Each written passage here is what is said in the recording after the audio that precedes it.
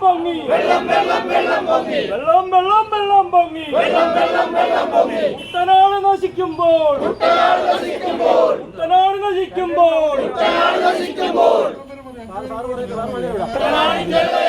കുട്ടനാടൻ ജനതയാകെ വെള്ളത്തിൽ മുങ്ങുന്നേ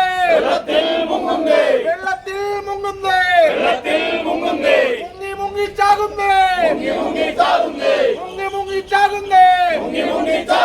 ഇതൊരു പരിഹാരം കണ്ടിടാൻ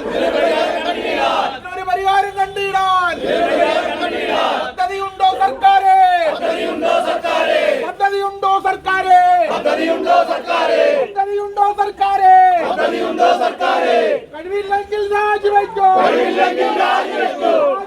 പുറത്തു പോകൂ